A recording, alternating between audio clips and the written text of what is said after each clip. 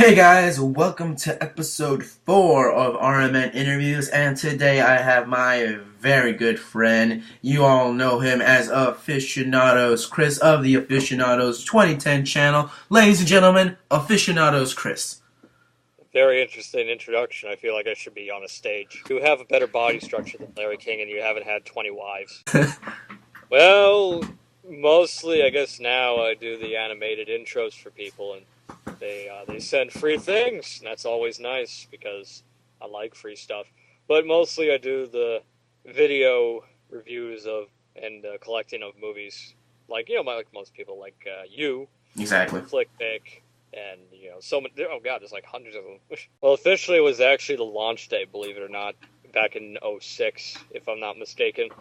I signed up for it because I was befriending a band, and I made a short music video animated for them, and I had to upload it somewhere, and I heard about YouTube, so I put it there.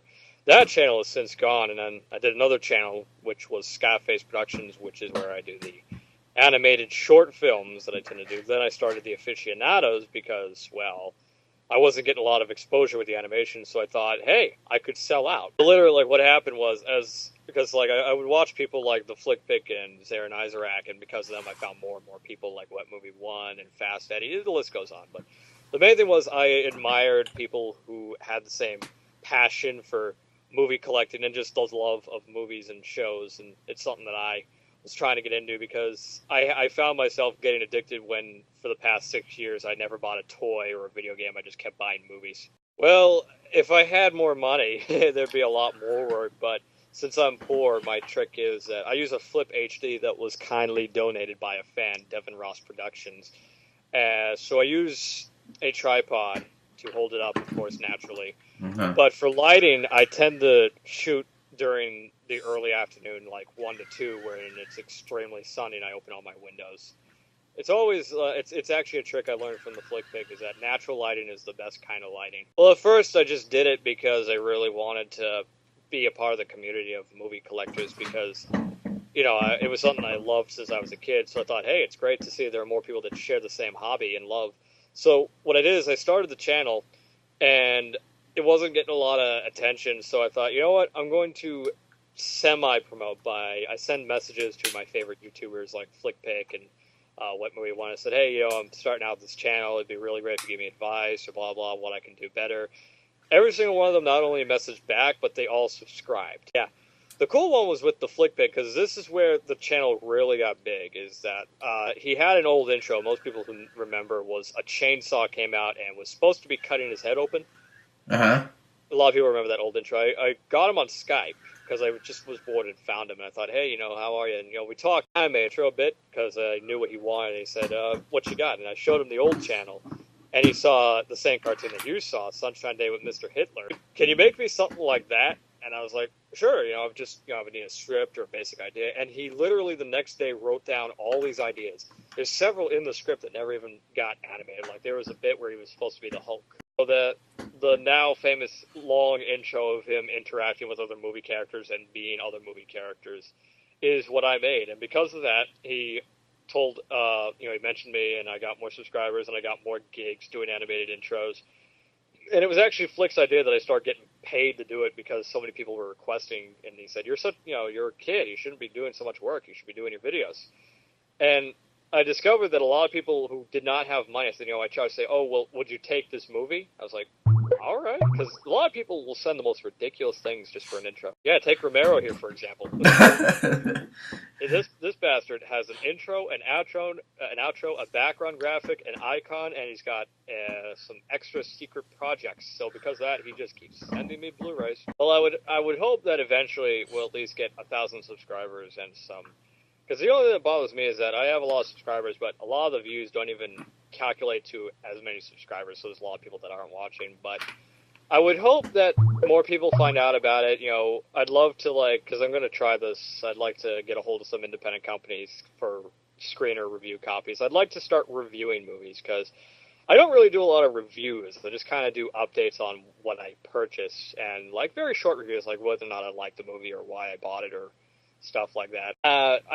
Back before the Aficionados, I used to write for my local paper. I wrote print reviews, because there was an art house theater, it's still there, it's down on my main street, that would would play independent cinema, and I would be sent free certificates to go see a screening, and I would have to review them. The movies I remember seeing were Crazy Heart, A Town Called Panic, which turned out to be my favorite movie that year, The Ghost Writer, which is the Roman Polanski film, and I believe there was one more, but I can't for the life of me remember what it was. I've gotten a lot of great friends.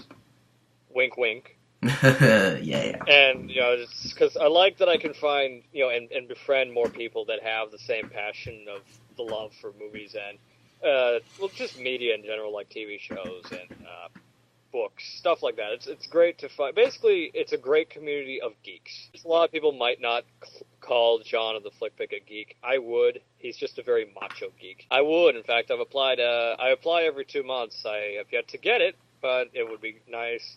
The funny thing is, I think most people say this, most people apply for partnership not for the money, we just want the banner.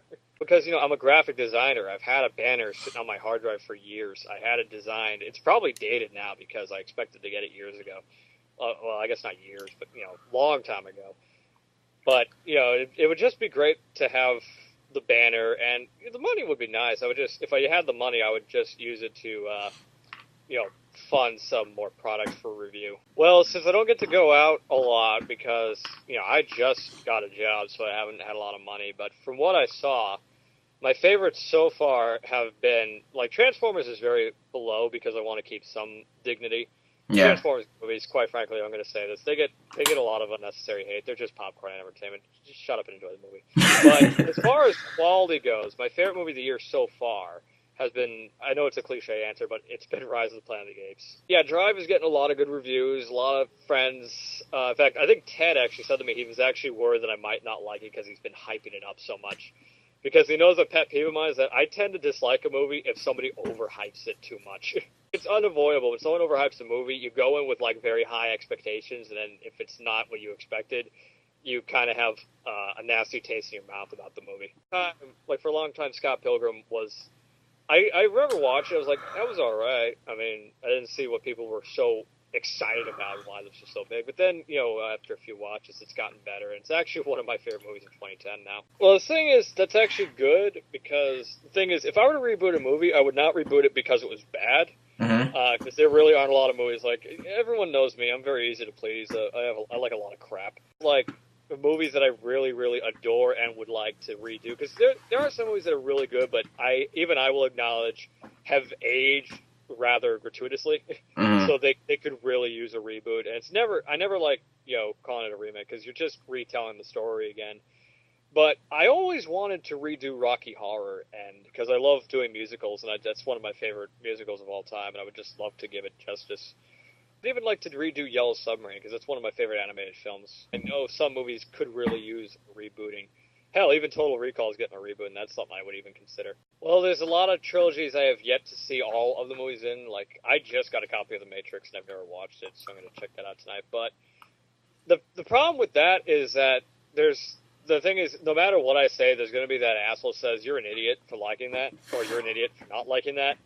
But as far as just having a blast and having a good time, if you have the right sound system, the right size television, and just an open mind, watching all three Transformers movies is a blast. It's a lot of fun. It's kind of like football, it's a tough call, but since they're so drastically far apart, I have a gut-wrenching feeling that The Dark Knight Rises will have a higher box office score than the Avengers, only because I feel as though there's more people, because Batman has had so many movies that he's so popularized that it's everyone's going to see this movie anyway. I mean, look at how much The Dark Knight did. The Avengers is it's a new thing. A lot of people are just getting to know these characters. Like, I know kids that only know Iron Man and Thor and Captain America now because of the new movies. I've known these characters since I was a kid. Gotta slowly build up. So the Avengers will do good. I think, if they do more of them, they're going to get bigger. Like, if they do the Avengers 3, it's going to be, an enormous blockbuster. Like, I don't know, weeks in the number one. Because the more time they give to let these characters grow and become iconic, the more people are going to come back and see them. Exactly. So in this case, The Dark Knight Rises will do better. because there's so many people that already have been familiarized with this franchise and are constantly going back to see more of Batman. Ooh. Who watch the videos actually know I am not. I am with Rosie Sanders Zachary, who appears in a lot of the videos and even has her own channel now. Like, I don't know, like, the thing is, I always go for the vanilla because sometimes you get so much chocolate in your system and it's so familiarized in your brain, you want something different. Pizza burger. That's it? Yes. You're not going to say anything else, just pizza burger. Have you ever seen a pizza burger, my friend? No. Big motherfucker. I'd rather die knowing I ate a pizza burger than being electrocuted. A DeLorean. I actually have sat in a DeLorean. There's actually footage on one of my old cameras of me at a car show. And a guy brought, like, I went only because I said, you know what? I have a gut feeling there's going to be a DeLorean there. So I went, and not only did this guy actually have, like, a DeLorean, like the exact model, like, you know, didn't have any of the stuff that the Back to the Future car had, but it was like the same model car that they used, that they modified. Uh-huh. And, you know, I looked at it and said, so, how fast does this go? It says, well, you know, if you reach 88 miles per hour, you can see some serious shit. Yes, there's, I guess I judge a favorite by someone who I have to watch as soon as I see a video. Yeah. But that's all a lot of people like. There's you, there's Teddy, all my friends. But I guess one person who I think is just, I'd hate to say a favorite because, like, some people are going to say, oh, I'm not a favorite. But everyone is there at number one. But one I have to say, because I love the guy so much and he deserves a shout-out, Attack of the DVDs is my favorite person on YouTube. You've been listening to the Romero Podcast. Yes, you have, ladies and gentlemen. Thank you. Very much. No, I'm so glad you had to interview my good friend, Aficionados Chris. Oh, thank you, Christopher Walken. Such an honor. It's very good that you do that. He's a very nice bloke. I enjoy that you interview him, especially since you're such a big fan. Oh, yes, Jason Statham. I definitely am a huge fan. Say hi. As usual, I advise you to check out Chris's channel. I'll be putting a link to his channel. Do you have a Twitter? I actually do. Chris Del-Isola. So as always, guys, always remember, I am Romero Movie News. And as always, I got your back, so you're on track. See you guys later.